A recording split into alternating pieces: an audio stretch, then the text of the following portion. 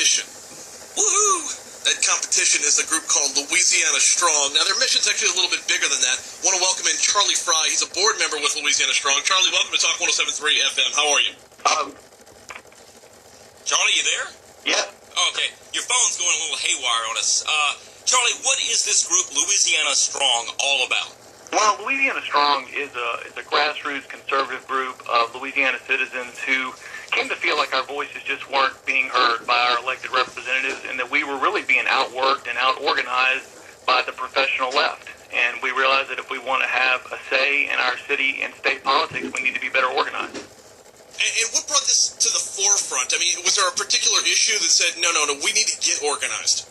Well, I think that the cats issue was probably something that galvanized a lot of action on our part, in that most of us would probably like to believe that bad ideas won't win out, and good ideas will.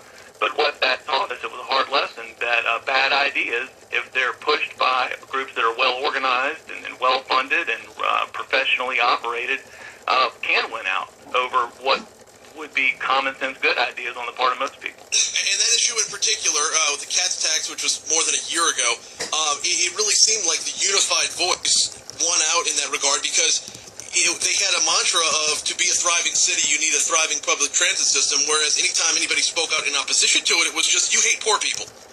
Well, yeah, that was one of the things that a lot of us take exception to, that the whole idea that any dissent from their particular idea or their particular remedy is essentially, as you said, lack of concern for poor people or being unchristian or worse. And, we want to empower people to participate in politics. And if you don't take an interest in politics, it'll take an interest in you and your wallet. And we want people to be involved. We want them to be educated about how to be involved and about the issues that they're involving themselves with. The group is called Louisiana Strong. Is it going to be more of a Baton Rouge focus, or are y'all looking statewide? We're definitely looking statewide. We started. We've got our start in Baton Rouge, and all of our members are. And our board is comprised of Baton Rouge residents. Again, our membership is expanding beyond Baton Rouge, but I think that's an important issue too. That we're all here. We're all regular citizens in Baton Rouge and in Louisiana who would just soon be working our jobs, paying our mortgages, taking care of our families. But again, find that we need to take an interest in our politics, or else we're going to end up going the way of Detroit one day. Yeah. How's membership going? It's actually going real well. We're getting a lot of interest. It started out just people that the board members knew and could reach out to personally, and we're starting to get a lot more interest, particularly after the article in the paper. And we're also hoping to have a good turnout at our summit event on November 2nd that we're hosting at Jefferson Baptist Church, where we're going to have an expert on the way that community organizers involve themselves in churches and co-opt the financial resources and also the moral authority of churches to push their agenda. We think there'll be a lot of people in town who'd be interested to hear about that and learn about that might be going on in their church. What time is that event? That's going to be at Jefferson Baptist Church on Saturday at, I believe, 10 o'clock, 10:30. In the morning. In the morning, yeah. You all have a website where people can learn more, Facebook page, etc.?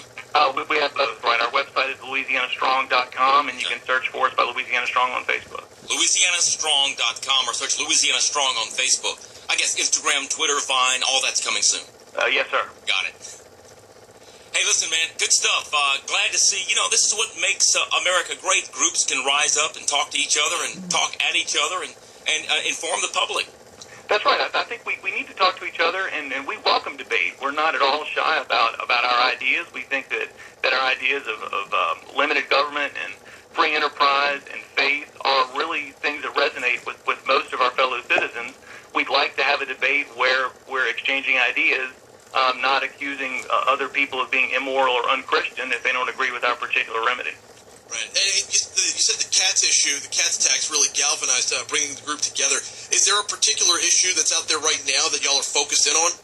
Well, we're focused on really the summit that's happening on November 2nd is not even focused on a particular political issue or a particular policy issue, but trying to educate people about sort of the broader picture of community organizers sort of sneaking their left-wing political ideas in through moral and religious terms.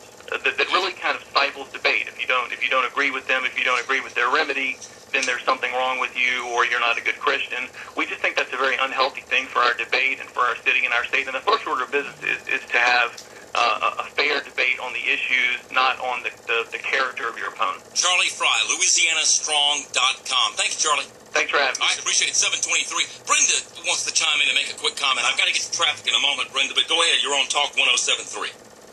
I read the article in the paper, and I am just so happy that a group has had the courage to step forward and defend what's going on in our churches. Thank you. You're welcome. Absolutely. Appreciate it. 723. We'll come right back. We've got traffic on the 4s in a moment as 412 has turned into a mess. And then you'll never believe what happened after a football team lost 91-0. We'll tell you that story next. And no, we're not talking about... Folks, we need to